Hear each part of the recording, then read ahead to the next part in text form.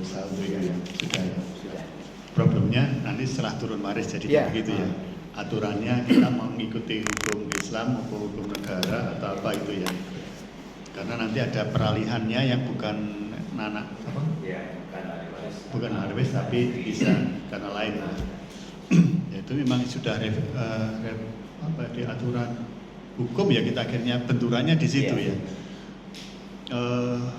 Pernah membuat surat minta petunjuk begitu untuk proses ini sehingga ada kekhususan gitu, spesialis ke kementerian misalnya, sehingga di sana bisa membuat suatu kebijakan bahwa regulasi terkait dengan turun waris yang normatifnya di negara kita atau menurut agama Islamnya seperti ini, ternyata di sana nggak bisa gitu, karena ada perubahan-perubahan itu pernah ya mohon izin.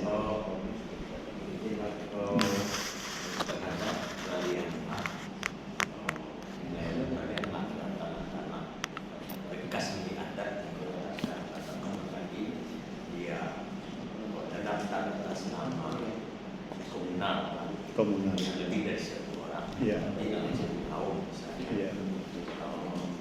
Atas persetujuan dari 10 orang ya. Itu bila terjadi peristiwa hukum, Mari meninggal suara nyampe nggak?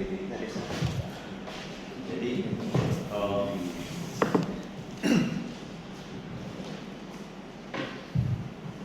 pada umumnya pemegang hak lebih dari satu orang dia mewakili kaumnya, Pak, mewakili kaumnya. Misalnya nininya itu nenek di atas lagi nini, mempunyai anak beberapa orang perempuan. Ini kan kita kan matrilineal menurut garis keturunan ibu di Sumatera Barat itu. Jadi mewakili mama-mama selaku yang mengatur pemanfaatan, penggunaan dan pemilikan terhadap tanah milik adat kaumnya itu. Nah, masing-masing anak dari nininya itu mewakili mama pewaris dari masing-masing garis keturunan ibu masing-masing. Jadi pada umumnya tanahnya itu luas-luas, Pak. Punya lebih dari 2 hektar lah, 20 meter persegi. Apabila terjadi pewarisan terhadap sertifikat tersebut, salah satu mungkin di antara si pemegang hak ini meninggal dunia, itu yang mewarisi itu adalah garis keturunan diangkat lagi bapak pewaris melalui itu ya Pak Kamil. Dari musyawarah siapa yang diangkat sebagai bapak pewaris pengganti dari salah satu yang meninggal dunia. Sedangkan lainnya tetap yang mewakili anggota kaum dari mama pewaris yang meninggal dunia. Nah, terhadap regulasi terhadap pencatatan peralihan hak itu memang setahu saya belum ada surat petunjuk dari kementerian, tapi melalui surat edaran kan di tahun 2019 pada salah Pak, tahun 2007 pada saat itu mengingat hukum adat di Sumatera Barat ini berlaku menurut garis keterangan itu terhadap hal-hal pendaftaran pertama kali tanah bekas milik adat yang bersifat yang komunal itu peralihan haknya memang kembali ke kaumnya Pak, kembali ke kaumnya itu dalam edaran, tapi edaran bahkan bukan edaran dari dari kementerian gitu. Jadi sifatnya baru setingkat edaran bahkan tidak terjadi pewarisan. Itu ya. Oke, mungkin saya mohon maaf, ini menarik, artinya ini yang kita diskusikan ini baru satu aspek pendaftaran tanahnya, peralihan hak, pemeliharaan data. Tadi sebenarnya aspek awalnya itu mulai dari pendaftaran tanah pertama kali itu juga sudah rumit karena partisipasinya rendah kan begitu ya. Nanti takut pajak dan seterusnya. Tadi Pak Aris sudah menjelaskan seperti itu. Oke, saya kembali ke ini dulu yang pemeliharaan data. Kita balik. yang tadi oleh Pak Vino tadi. Ini Pak Vino dulu waktu mahasiswa itu tenis loh Pak. Ya saya sering main itu, sekarang jadi lapangan basket main di situ. Iya. Saya kira orang Manado waktu itu kan putih gitu ya. Beda. Tapi dulu cakep loh Pak Vino itu dulu. Sekarang masih. Jadi gini ya Pak Vino dan teman-teman dari Kanwil Sumatera Barat. Ini bayangan saya nih karena memang di proses di Padang itu kan spesial ya, jadi nggak sama dengan wilayah lain, terutama terkait dengan sistem administrasi pertanahannya itu agak berbeda. Contoh waris tadi ya, waris dari pemeliharaan data terkait dengan waris itu misalkan ada 5 gitu ya, 5 yang waris, kemudian 1 meninggal kan 4-nya masih ada nih karena pencatatannya di komunal kan. Nah ini bayangan saya ini agak nakal sedikit. Kenapa nggak kita fasilitasi saja di pencatatan perubahan sertifikat halaman kedua berikutnya, ya khusus yang meninggal aja nanti turun waris, ada keterangan di situ menyatakan yang meninggal nama ini, turun warisnya ini, sedangkan haknya yang di halaman pendaftaran tanah pertama kali atas parahan ini mama tadi nggak dicoret, yang dicoret cuma yang meninggal aja. Masih itu, ini bayangan saya, tapi kan regulasinya kita belum ada nih, tata laksana pendaftaran tanahnya, urusannya Bu Rita nih. Untuk mengusulkan, artinya jujur saja Pak Kabid 1, Kabid 2 di lingkungan dirjennya Pak Suyus waktu Bu Abeng ceritanya, saya bilang, Bu, jangan dikira teman-teman di daerah itu paham tentang pendaftaran tanah. Tidak semuanya. Yang tahu teman-teman di daerah di levelnya Bu Abeng ke bawah itu adalah mereka memahami cara memasukkan data ke KKP, bukan teknis pendaftaran tanahnya. Nah ini kan ini hal yang baru nih.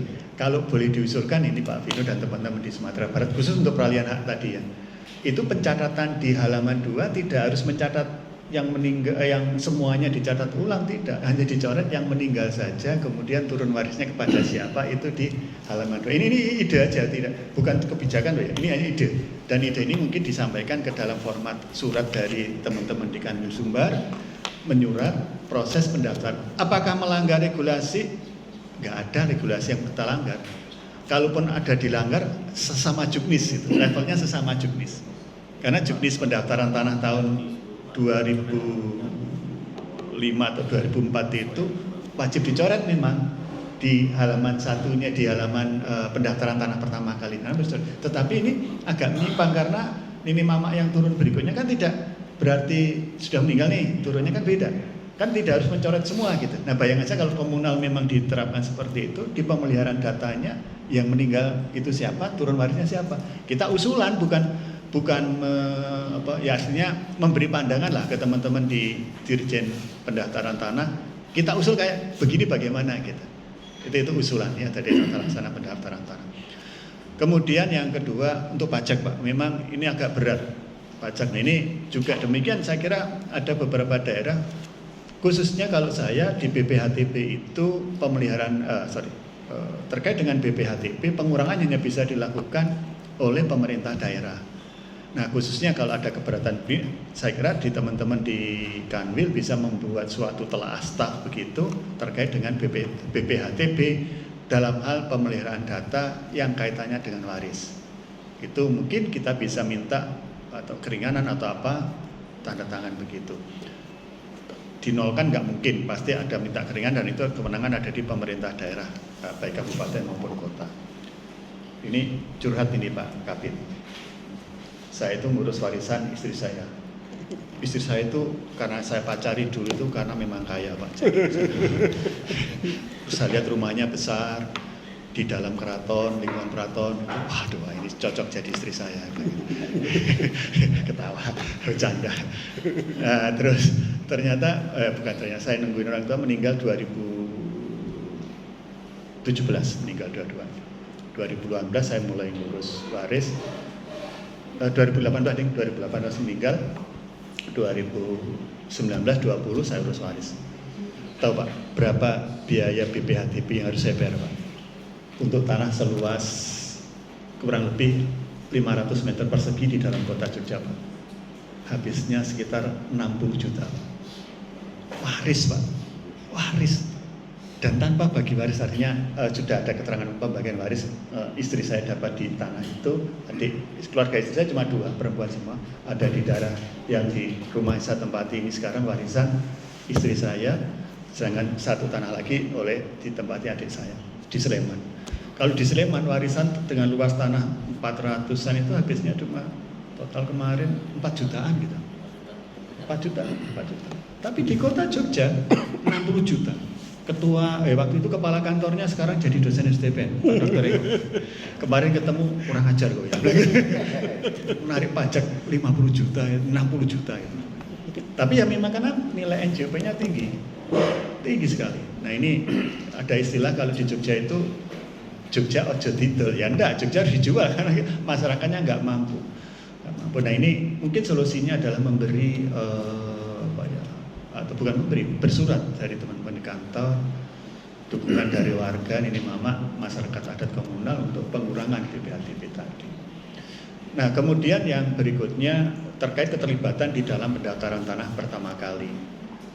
Apakah teman-teman di Sumbar sudah pernah melaksanakan PTSLPM ya?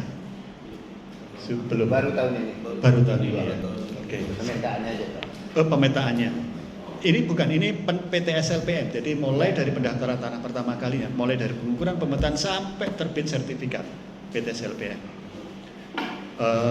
Ini juga dilakukan. Sebenarnya pelatihannya untuk masyarakat itu sampai saat ini baru di Jawa sih ya. Untuk luar Jawa belum.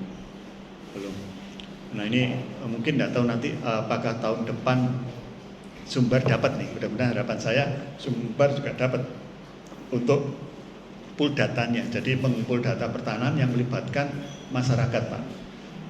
Sebentar ya, kalau bisa 5 menit. Saya kebetulan ada bahannya.